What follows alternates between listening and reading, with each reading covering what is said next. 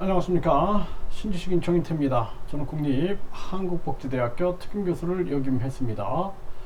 결혼 재혼하면 700만원 지급한다.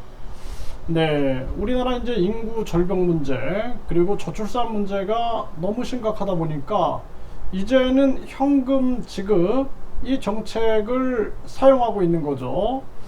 이제 여기까지 와버린 겁니다. 그런데 이게 효과가 있을까요? 700만원 지급해가지고. 네, 지금 면 인구 3,000명 이하면은 지역 보건의료 시스템 문제가 발생이 된다라는 것입니다. 그래서 이 면 인구 3,000명 이하, 네, 그래서 이 보건의료 서비스뿐만 아니라 그리고 2,000명 이하로 줄면은 식당, 제과점, 세탁소, 이 미용실 등의 폐업이 연이어 일어나게 된다라는 것입니다.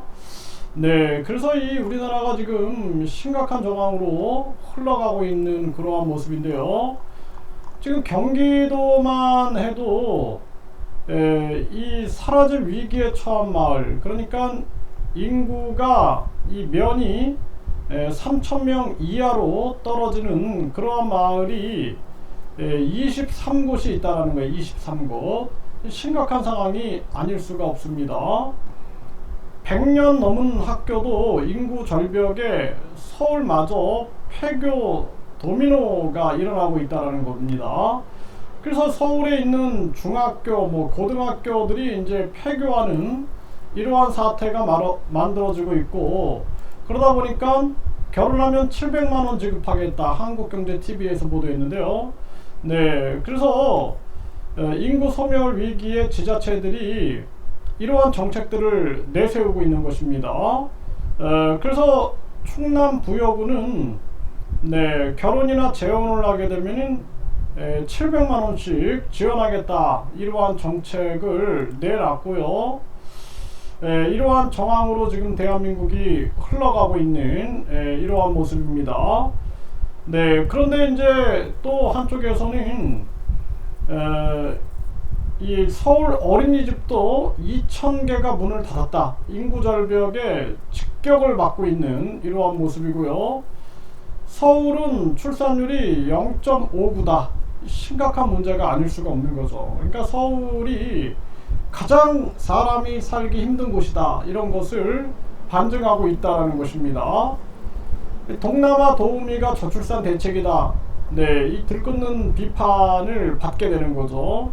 그래, 이게 이제 동남아 도우미 100만원대 70만원대 이런 얘기를 하고 있는데, 사실상 공장에 가면은 200만원 300만원 준다 그러는데 이거 있겠습니까? 이거 이탈하는 문제가 생긴다라는 거예요. 각종 인권 문제 터집니다. 그래서 간병인도 그렇고 최저임금 제도를 없애야 된다, 제가 항상 말씀을 드리고 있는 것입니다. 인구 소멸 지자체들 외국인 이민 꺼냈다라는 거죠. 네, 그래서 외국인들 이민을 시키겠다. 그래서 경기도도 생계비 등 명목 최대 100만원을 지원한다라는 거예요. 네, 이런 식으로 지금 나서고 있고, 외국인 유치에 총력을 기울이고 있는 그러한 모습인데, 이게 이제 문제는 이 양이 문제가 아니다라는 거예요. 네, 외국인들이 한국에 와가지고 그냥 한국을 이용한다 그러면은 큰 도움이 되지 않습니다. 각종 문제가 터질 수가 있는 거예요.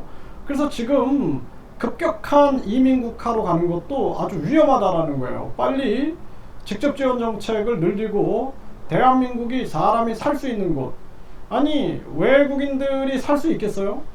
예? 한국인들도 이렇게 살기 힘든데. 그래서 동물들도 살기 힘든 환경이 만들어지면은 알을 안 낳는다라는 거예요. 새끼나 알을 안 낳는다라는 것입니다. 지금 한국이 사람이 살기 힘든 그런 환경이 되기 때문에 이 서울 같은 경우 0.59다. 그럼 서울이 가장 살기 힘든 그러한 구조를 가지고 있다는 것을 반증하고 있는 것입니다. 네, 광주광역시 고려인 마을 주거 환경 개선 지원. 그러니까 이제 지방은 이렇게 고려인 마을이라든지 중국인 마을이라든지 베트남인 마을들이 생기게 되는 거예요. 그러니까 나중에는 외국인 투표권도 있죠. 이게 자칫 잘못하면은 이제 시간이 지나면은 외국인들이 독립할 수 있어요. 독립. 그 지역에서 우크라이나처럼 독립하는 사태가 벌어질 수도 있다. 이게 나중에는 한국이 감당을 못할 그러한 문제들이 터질 수 있다. 저는 그거 계속 경고하고 있습니다. 지금 이 봉화마을에는 베트남 마을을 2천억을 들여가지고 조성을 한다라는 거예요. 네, 그래서 제가 항상 말씀을 드리지만 외교나 교류 이런 건 좋은 거예요. 외교나 교류나 무역 이런 건 좋은데 이 한국에다가 베트남인 마을을 만든다든지 중국인 마을을 만든다든지 러시아인 마을 만들고 고려인 마을 만들고 이러한 부분들이 과연 국익에 도움이 되는가라는 것을 철저하게 분석해 봐야 된다라는 것을 분명하게 말씀을 드립니다. 외국인 보유 토지가 여의도 면적의 90배다 이런 정황으로 가고 있는 겁니다. 그러니까 한국이 앞으로는 이 상속세를 자국민들은 내지 못하고 외국인 투자 이 투기 자본들이 결국에는 많은 국민들이 집이나 토지나 기업을 내놓게 되면은 이거 사들이게 되는 거죠. 그래서 한국은 점점 소멸해 간다. 그래서 당장 상속세를 폐지해야 된다. 제가 말씀을 계속 드리는 거고, 주택 소유, 이 우리나라 8만 채 정도의 주택을 외국인들이 소유하고 있다는 거예요. 네.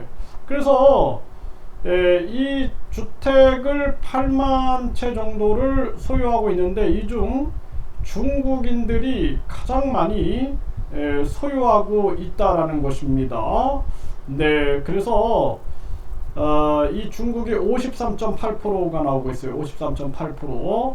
이것이 이제 대한민국의 현실이고 수도권 중심으로 이렇게 외국인들이 사들이고 있는 거예요. 수도권 중심으로. 그러니까 지방들은 이제 소멸되고 그리고 수도권 쟁탈전이 벌어지게 된다. 이렇게밖에 볼 수가 없는 것입니다.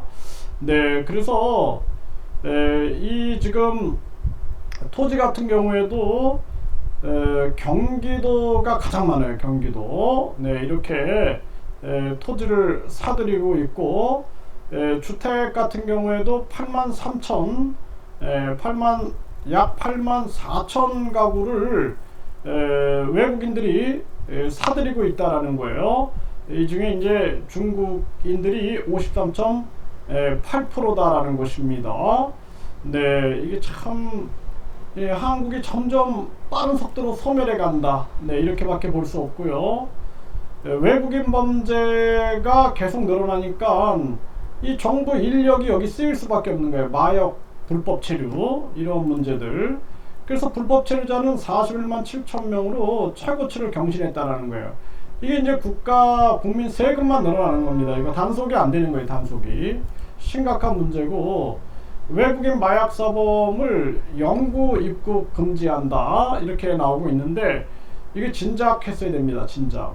더 강하게 하지 않으면 대한민국이 많은 사람들이 마약에 노출돼서 큰 문제가 될 수밖에 없다. 이게 심각한 흐름이 대한민국에 들이우고 있다. 이 안타까운 상황입니다.